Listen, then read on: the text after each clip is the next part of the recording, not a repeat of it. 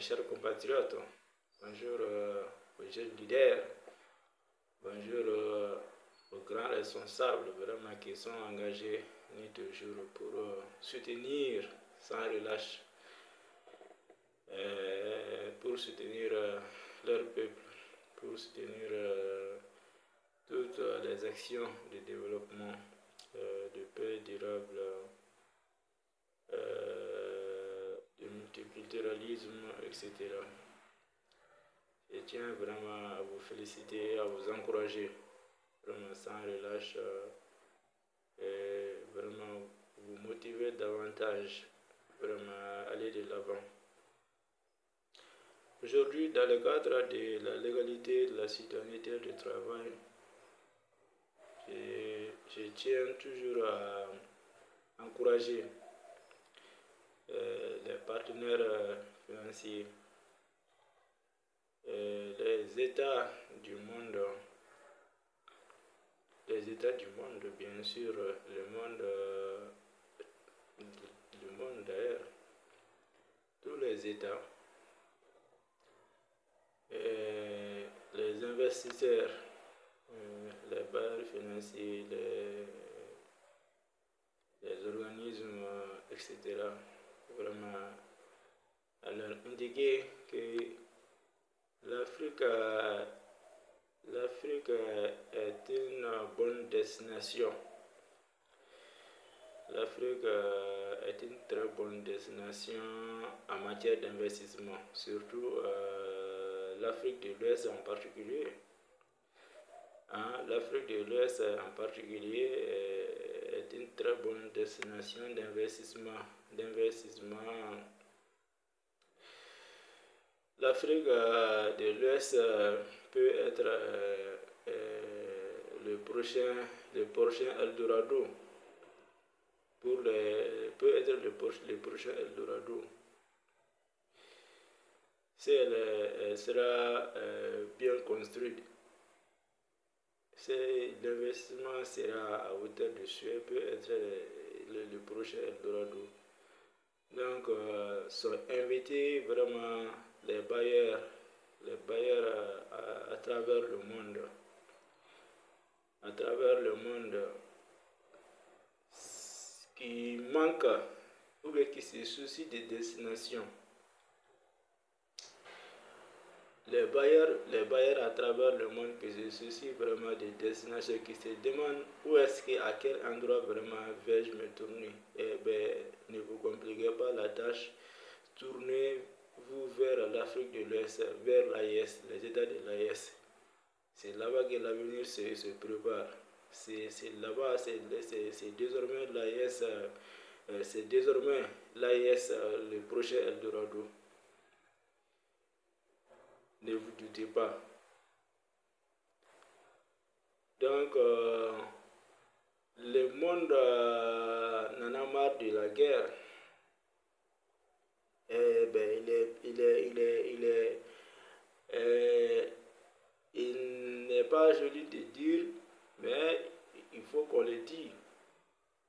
Il faut qu'on le dise. La meilleure façon de faire faillir un État, c'est la guerre interminable. La meilleure façon de faire régresser une nation, c'est la guerre. La meilleure façon quand même de perdre la souveraineté d'un État, c'est la guerre. C'est la guerre qui va susciter vraiment tous les problèmes. Alors, si les États ne peuvent rien faire que de produire des armes, débourser de l'argent pour produire des armes,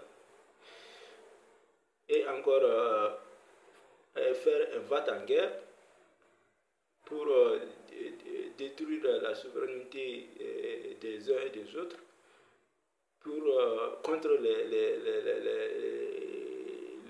la société civile, contre les citoyens des États tiers ou bien contre leurs propres citoyens. si les États ne font que fabriquer la guerre, parce que s'investir dans les armements, ça coûte très cher. Ça coûte très très cher. Donc nous constatons à l'heure actuelle à travers le monde, ces ventes en guerre depuis très longtemps, vraiment ces phénomènes existent.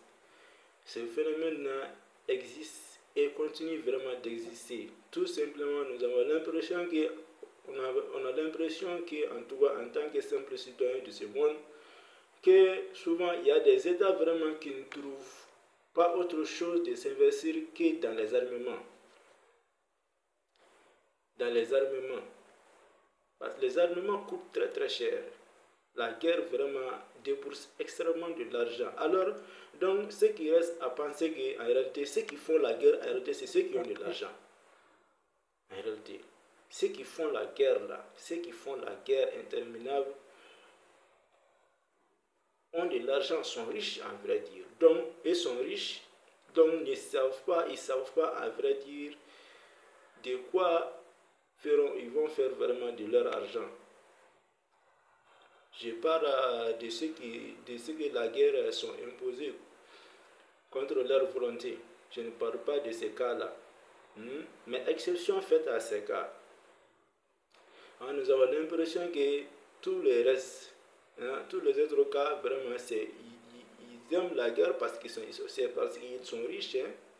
Ils ont de l'argent. Donc, vraiment, ils ne savent pas à qui ou bien ils ne savent pas dans quel domaine vont faire leur investissement. Bien, ne vous souciez pas. On va leur demander tout simplement de ne plus faire la guerre, de ne plus produire, de s'investir dans autant d'armements pour tuer des paisibles citoyens ou bien pour faire des activités subversives, des activités subversives contre la volonté des États tiers, etc., etc. On ne va plus leur demander vraiment de s'investir dans autant d'armements s'ils ont de l'argent possible, parce qu'ils sont suffisamment riches. On va leur demander on va leur demander tout simplement à ces États-là, vraiment de transformer ces actions-là en actions humanitaires, en actions humanitaires, à se tourner vers l'Afrique, à se tourner vraiment vers ce continent, une très très bonne destination, vers vraiment ces États du Sahel, l'AES. L'AES, cette parfaite destination vraiment pour les investisseurs, pour les actions humanitaires, etc. Donc le peuple de l'AES, l'espace AES est propice à l'investissement. L'investissement de l'infrastructure routière, l'investissement et l'infrastructure maritime, et l'investissement sur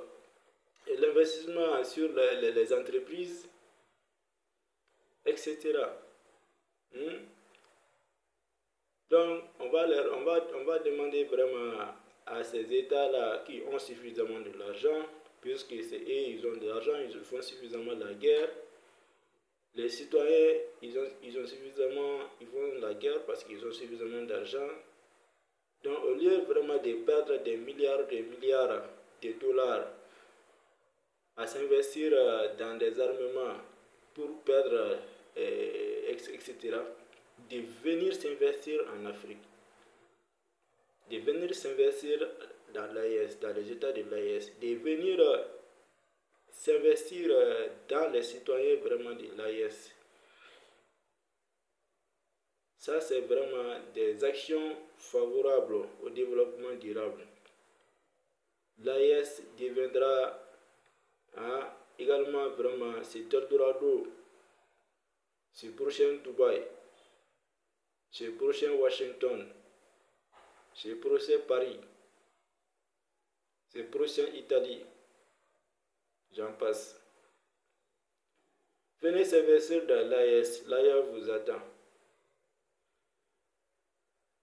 Pour s'investir, l'investissement propice aux infrastructures routières est disponible pour vous.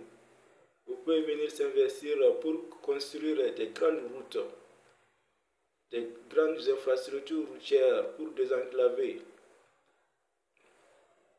etc. L'investissement sur l'électricité, ça et vous attend. L'investissement sur investir, financer les entreprises des citoyens de l'AES vous attend. L'AES est devenu vraiment des États pacifiés. L'infrastructure a construit vraiment des gratte-ciels, des projets de développement vous attend. Donc, l'AES est devenu vraiment ces très beaux États disponibles vraiment pour l'investissement.